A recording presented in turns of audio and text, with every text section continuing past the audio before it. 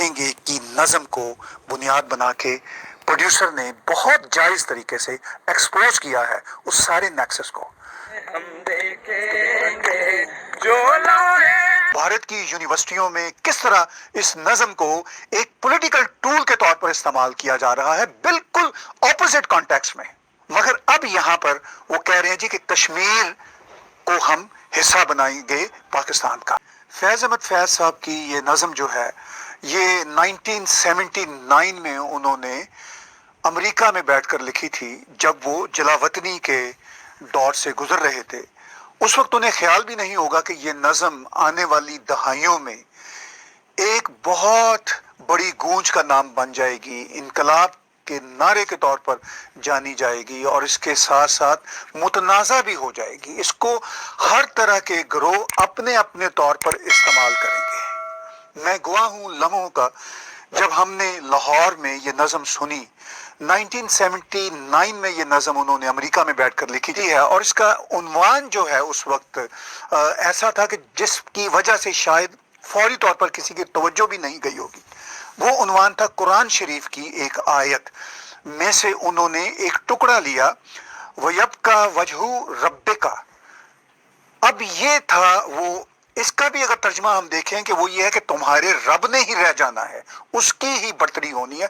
लेकिन हम देखेंगे इसका तर्जमा कर दिया गया। उन्होंने फैज साहब ने इसका तर्जमा ये नहीं किया, तो उन्होंने जो ओरिजिनल अरबी का वो टुकड़ा था कुरान शरीफ से, वो उन्होंने इस नज़म के नाम किया।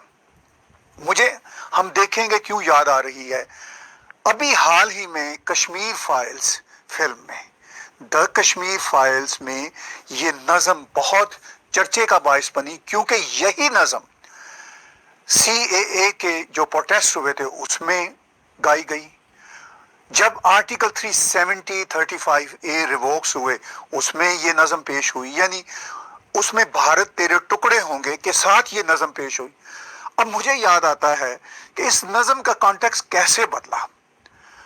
मैं अगर याद करूं 1980s की, वो जो मिड 1980s का था, तो उसमें ये नज़म हमारे सामने आई जब इकबाल बानो ने इसको गाया, इनकलाबी अंदाज में गाया, और ये हम सब की जुबानों पर ये नज़म चढ़ी, बिकॉज उस वक्त जनरल ज़ियाउल हक का मार्शल लॉ था। और बड़ी इंटरेस्टिंग बात यह है, बड़ी ही इंटरेस्टिंग बात यह है कि 1985 में ज़ियाउल हक ने, जो पाकिस्तान के उसके फौजी डिक्टेटर थे, उन्होंने एक ऑर्डिनेंस जारी किया 1985 में कि पाकिस्तान में कोई औरत साड़ी नहीं पहनेगी। तो इस पर एहतजाज करने के लिए इकबाल बानो स्टेज पर आई। जश्न फैज लाहौर के गढ़ी शाहू के रेलवे स्टेडियम में होता है, और वहां पर वाकई हजारों लोग थे, और उनमें से एक मैं भी था जो देखने गया था, चूंकि हम उस वक्त नौजवान थे और ये नज़म उस वक्त तक सबकी जुबान पर चढ़ चुकी थी। और इकबाल बानो ने इस नज़म को गाया, और वो जो वलवला था आज भी यूट्यूब पर मौजूद है। लेकिन इंटरेस्टिंग बात यह है कि जनरल ज़ियाउल हक ने साड़ी को पहनना बैन किया था, यानी इसलिए कि ये हिंदू कल्चर की अक्कासी करता है। कश्मीर फाइल्स में इस नज़म को भारत तेरे टुकड़े होंगे के कॉन्टेक्स्ट में पेश किया गया कि कैसे इस नज़म को यूज किया जा रहा है, भारत तेरे टुकड़े होंगे। भारत की यूनिवर्सिटियों में किस तरह इस नज़म को एक पॉलिटिकल टूल के तौर पर इस्तेमाल किया जा रहा है, बिल्कुल ऑपोजिट कॉन्टेक्स्ट में। हमसे पूछे कोई, मुझसे पूछे कोई, मैं तो इस नज़म के ओरिजिन का गवाह हूं। I am the witness of this pome. इस पोम का कभी भी टाइटल हम देखेंगे नहीं था। वो एक कुरान शरीफ की सूरह रहमान की एक आयत है, उसमें से लिया गया, उस आयत के टुकड़ा से लिया गया। जो वहां पे भारत में कह रहे हैं हम भारत के टुकड़े करेंगे, वो शायद अरबी के 3 लफ्ज नहीं पढ़ सकते, तो वो बड़ी सहूलत से हम देखेंगे पे ही फोकस कर रहे हैं, और कह रहे हैं कि हम देखेंगे कश्मीर की आज़ादी भी लेकर रहेंगे, पाकिस्तान के साथ मिलाएंगे। जिनको उर्दू हिंदी पढ़ना भी नहीं आती, जैसे अरुंधति राय हैं, वो भी इस नज़म को अब याद कर गई हैं।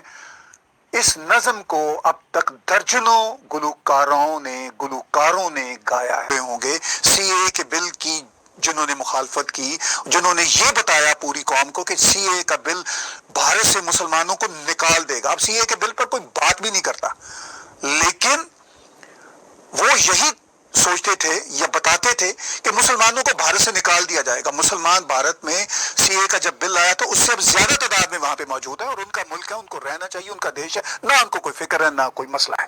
اب بھارت میں اس نظم کو پرائم منسٹر نریندر مودی کے خلاف مسلسل استعمال کیا جا رہا ہے جب سے وہ آئے ہیں، یعنی ایک ڈیموکریٹک پرائم منسٹر کو چیلنج کرنے کے لیے اس نظم کو اب استعمال کیا جا رہا ہے۔ یہ وہ نظم تھی جو ایک ڈکٹیٹر کے خلاف یعنی ضیاء الحق کے خلاف لکھی گئی تھی، مگر اب ایک الیکٹڈ پرائم منسٹر کے خلاف استعمال ہو رہی ہے مسلسل، اور وہ یہ کہتے ہیں کہ ڈکٹیٹر ہے۔ اچھا، اگر وہ ڈکٹیٹر ہیں تو 2014 میں لینڈ سلائڈ وکٹری یعنی عوام کی میجورٹی کے ساتھ ووٹ میں آئے۔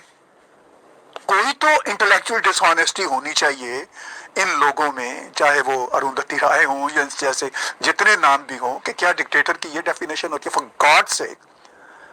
اچھا، پھر انہوں نے کہا جی سی اے کے موقع پر جی یہ پرائم منسٹر نریندر مودی نے ایک ڈکٹیٹوریل آرڈیننس جاری کیا ہے، پھر ان کے خلاف یہ استعمال ہوئی۔ اب اس نظم کو حجاب کے زمانے میں استعمال ہوا، تو یہی تک کشمیر فائلز مووی میں بات بتائی جا رہی ہے کہ کس طرح اس نظم کو غلط استعمال کیا ہے۔ اس نظم کو اگر ٹھیک سے استعمال کیا جائے تو جو ہندوؤں کا جینوسائیڈ کشمیر میں ہوا، جو ہندوؤں کے ساتھ ظلم و ستم ہوتا ہے، یہ اس پر لاگو ہوتی ہے۔ کہ دا کشمیر فائلز فلم میں ہم دیکھیں گے کہ نظم کو بنیاد بنا کے پروڈیوسر نے بہت جائز طریقے سے ایکسپوز کیا ہے اس سارے نیکسس کو جو بھارت میں اس نظم کو اپنے استعمال کے لیے استعمال کر رہے ہیں۔ یہ سوچیں کہ اگر اسی الیکٹڈ پرائم منسٹر کی میجورٹی نے استعمال کیا انہی شبدوں کو جنہوں نے ان کے ساتھ ظلم کیا ہے سینکڑوں سالوں سے، یعنی ہندو میجورٹی کے ساتھ جتنا ظلم آج کے بھارت تیرے ٹکڑے ہوں کے لوگوں نے کیا ہے، یعنی ہندو میجورٹی کے ساتھ جتنا ظلم بھارت کی وہ کمیونٹی جو یہ نعرے لگا رہی ہے کہ بھارت تیرے ٹکڑے ہوں گے وہ کر چکی ہے، اس پہ ان کو اس میجورٹی سے معافی مانگنا ہوگی۔ انہوں نے اس میجورٹی کو مائنورٹی